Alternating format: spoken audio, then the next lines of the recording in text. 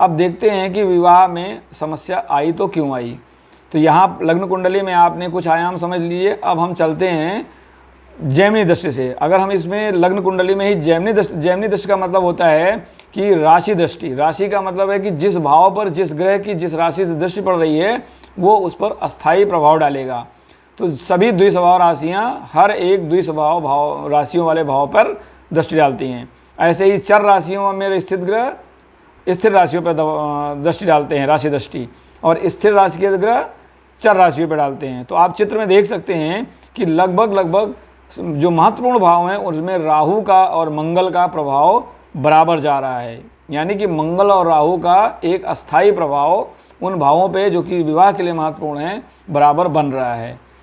अब यहाँ पर अगर हमने संतान की बात की तो संतान में स्वराशि का शुक्र है, गर्भ के भाव में मर्क्यूरी की राशि है और मर्क्यूरी की खुद उस पर दृष्टि है। तो संतान भाव यहाँ पर बली है और गुरु चंद्रमा के साथ हैं, यानी वो चंद्रमा को मातृत्व को बल दे रहे हैं। तो जातिका को एक पुत्र संतान भी है। करते हैं नवमांश कुंडली की। विवाह में नवमांश कुंडली महत्वपूर्ण भाग है। नवमांश कुंडली सामान्यतः जीवन के उत्तरार्ध का दर्पण है। ये आपका भाग्य है। ये नवम भाव का सूक्ष्म विश्लेषण है और नवम भाव पिता का होता है। नवम भाव आपके धर्मों का होता है, जो आप धर्म करके आए हैं। ये आपके पिता का भी धर्म है, यानी आपके पिता ने क्या धर्म किया है, आपके पितरों ने क्या धर्म किया है, उसका जो दर्पण है वो आपकी भाग्य कुंडली नवमांश कुंडली है। तो अब हम जाते हैं नवमांश कुंडली पर, क्योंकि नवमांश कुंडली में असली दर्पण है। लग्न कुंडली से आपका व्यक्तित्व झलकता है, नवमांश कुंडली से आपके जीवन साथी का, जो आपका जीवन साथी आएगा उसका व्यक्तित्व झलकता है।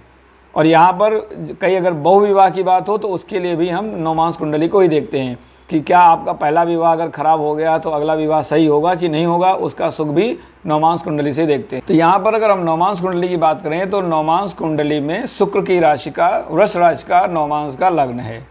वृष राशि कुटुंब की राशि है, ये जिम्मेदारी की राशि है। वृष राशि का मतलब होता है आदमी जुझारू होगा, यानी जीवन में भाग्य यानी उत्तरार्ध में आपको जुझारूपन से गुजरना पड़ सकता है।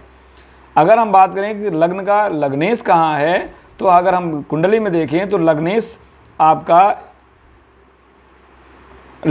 अपने से दूसरे भाव में गया है और वहाँ पर वो सूर्य के साथ है और केतु के साथ है, और वहाँ पर राशि आती है मिथुन की। आपने गौर किया होगा लग्न कुंडली में भी तीसरा भाव, यानी तीसरे भाव में बुध का वक्री होना और छठे भाव में मिथुन राशि का होना, वहाँ पर मंगल केतु का होना। यहाँ पर पुनः उस राशि में नवमांश कुंडली में केतु महाराज विराजमान है। सूर्य और शुक्र की युति भौतिक सुखों के लिए तो अच्छी है, लेकिन रिश्तों में सूर्य और शुक्र कहीं ना कहीं परेशानी पैदा करते हैं।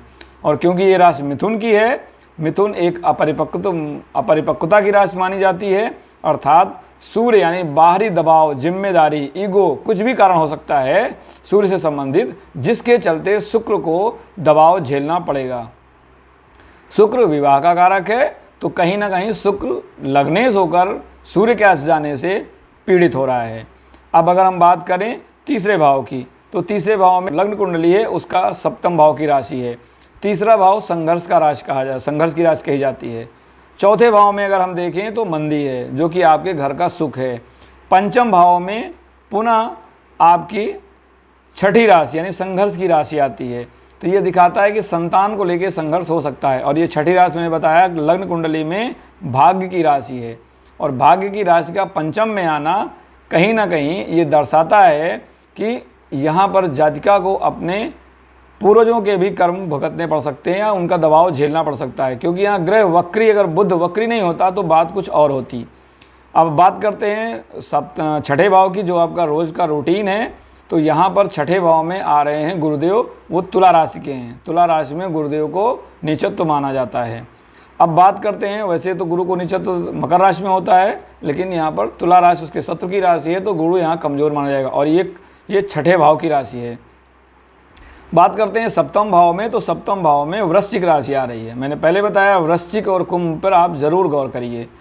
और आप आए आठवें भाव में, तो आठवें भाव में राहु है। यहाँ राहु पुनः धनु राशि में ही है, यानी ये धर्म पुरुषार्थ में राहु है। तो राहु धर्म पुरुषार्थ में धनु राशि में नकारात्मक माना जाता है। इसके बाद बात करते हैं पंचम भाव की, नवम भाव की। नवम भाव में मकर राशि है, जो कि अपने आप में संघर्ष की राशि है, कार्मिक राशि है, शनि की राशि है। और आते हैं हम दशम भाव, बुध और चंद्र। चंद्र और बुध आपस में शत्रु माने जाते हैं, तो युति की दृष्टि से यह भाव बुध के लिए, चंद्रमा के लिए पीड़ित हो रहा है, क्योंकि यहाँ पर राशि कुंभ की राशि है, वायु तत्व राशि है, तो यहाँ पर बुध बली होंगे, चंद्रमा पीड़ित माने जाएंगे। अब बात करते हैं 11वें भाव की, तो 11वें भाव में मंगल है, मीन राशि का, जल तत्व राशि में अग्नि तत्व ग्रह, तो ये भी मंगल के लिए पीड़ा की बात है। अगले भाव में हम अगर आते हैं तो वहाँ पर है मेष राशि में शनि। शनि मेष राशि में नीच के माने जाते हैं। अब यहाँ देखिए शनि की तीसरी दृष्टि दूसरे भाव पर पड़ रही है, जहाँ पर सूर्य शुक्र केतु हैं। मंगल की भी दृष्टि इस भाव पे पड़ रही है, तो यानी ये दूसरा भाव, या कह सकते हैं मिथुन राशि, एक केंद्र बिंदु बन रहा है जहाँ पर कई ग्रह एक साथ योग बना रहे हैं। सामान्यतः जब हम मंगल दोष की बात करते हैं तो मंगल दोष में इस चीज़ का जरूर ध्यान रखना चाहिए कि जिस भाव से आप मंगल दोष पकड़ रहे हैं, क्या उस भाव पर केवल मंगल का प्रभाव है या अन्य ग्रहों का। अगर एक दो ग्रह से ज़्यादा प्रभाव है तो हम उसको नकारात्मक माने। और इसी दूसरे भाव पर राहु की भी दृष्टि, क्योंकि ये राहु केतु अक्ष में है, तो कुल मिला के जितने भी ग्रह हैं कुंडली के, सभी दूसरे भाव से जुड़े हैं। गुरु त्रिकोण में है, उनकी नवम दृष्टि, बुध त्रिकोण में है, उसके अलावा मंगल की चौथी दृष्टि, शनि की तीसरी दृष्टि, राहु के ठीक सामने हैं, और सूर्य शुक्र केतु वहाँ खुद उपलब्ध हैं। तो यानी कुंडली के नौ ग्रह कहीं ना कहीं अपनी सारी ऊर्जा दूसरे भाव में मिथुन राशि में ढकेल रहे हैं, और मिथुन राशि लग्न कुंडली में छठे भाव की राशि है। तो हो सकता है कि जातिका अपने करियर को बनाने के लिए, प्रतियोगिता को जीतने के लिए, अपने कह सकते हैं जो डेली रूटीन है उसमें क्वालिटी लाने के लिए उसने अपनी सारी ऊर्जा वहाँ केंद्रित कर दी हो, और अन्य पहलुओं पे उसने अपनी ऊर्जा को सीमित कर दिया हो, जो कि उसके विवाह के लिए नकारात्मक सिद्ध हो रही हो। यहाँ पर ध्यान रहे कि हम नवमास में अगर हम रिश्तों की बात करें तो जो आपका जो जीवन साथी होता है वो सप्तम भाव से देखा जाता है। सप्तम भाव में वृश्चिक राशि है, ये अंधकार की राशि है, गुप्तता की राशि है। तो जीवन साथी का भी आचरण जो है वो कहीं ना कहीं हो सकता है अपने आप में गुप्त प्रवृत्ति का हो, खुल के बात न करता हो, खुल के बात न बताता हो, बात को मन में रखता हो। और क्योंकि यह केतु वृश्चिक राशि का जो सहस्वामित्व केतु के पास है और वो सूर्य के साथ है, सूर्य ईगो है, झुकना नहीं जानता, तो केतु हो सकता है सूर्य के इस प्रभाव के चलते नकारात्मक असर डाल रहा हो। मंगल जो है मीन राशि में है, जल तत्व राशि में है, उद्वेलन की राशि में है, तो ये कहीं ना कहीं हो सकता है, क्योंकि ये मीन राशि आपकी मोक्ष पुरुषार्थ की राशि है। जो ग्रह मोक्ष पुरुषार्थ में जाते हैं, नवमांश कुंडली से हम पुरुषार्थ भी देखते हैं, तो जैसे यहाँ मंगल मोक्ष पुरुषार्थ में है, आपका सूर्य बुध केतु, सूर्य शुक्र केतु आपके काम पुरुषार्थ में है। यानी ये बताते हैं कि ये ग्रह की ऊर्जा किस क्षेत्र में जाएगी।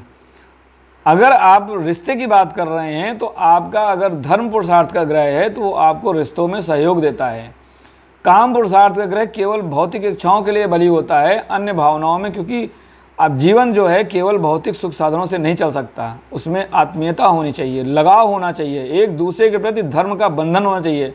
विवाह एक धार्मिक बंधन है, परिणय एक 16 संस्कारों का मुख्य संस्कार है। तो यहाँ पर सारे ग्रहों का काम पुरुषार्थ में केंद्रित होना कहीं ना कहीं एक नकारात्मक पहलू दिखा रहा है। अब नवमांश कुंडली में भी अगर हम जैमिनी दृष्टि देखें तो यहाँ पर जैमिनी दृष्टि, आप जो हरे रंग से लिखा हुआ है वो जैमिनी दृष्टियाँ हैं, तो यानी यहाँ पर जो ग्रह हरे रंग से दिखाए गए हैं उन भावों पर उन ग्रहों का पूरा प्रभाव आजीवन रहेगा। ग्रह दृष्टि का मतलब होता है कि जब ग्रह की दशा आएगी, अंतरदशा आएगी, प्रत्यंतर दशा आएगी, तब वो अपना प्रभाव डालेंगे, लेकिन जो ग्रह राशि दृष्टि से देखते हैं उनका प्रभाव आजीवन बना रहता है। कह सकते हैं ये उनके घर के एक नियमित सदस्य बन जाते हैं। अब नवमांश कुंडली के बाद हम चर्चा करेंगे आपके दसमांश कुंडली की, क्योंकि जब तक आपका कर्म ये नहीं दिखाता कि आपको विवाह की पीड़ा झेलनी है, तब तक आप ये जो सारे ग्रह दिखाई पड़ रहे हैं नकारात्मक, ये हो सकता है विवाह के बारे में ना हो, क्योंकि एक भाव में कई पहलू हैं, तो ये किसी अन्य पहलू की बात कर रहे हों। तो आपको देखना पड़ेगा कि क्या दसमांश कुंडली में भी विवाह के कारक, विवाह भाव के स्वामी, नवमांश में विवाह भाव के स्वामी, क्या ये वहाँ पर भी आपको नकारात्मक दिख रहे हैं? अगर दिख रहे हैं तो फिर आप समझिए कि ये पीड़ा कहीं ना कहीं विवाह से जुड़ी हो सकती है।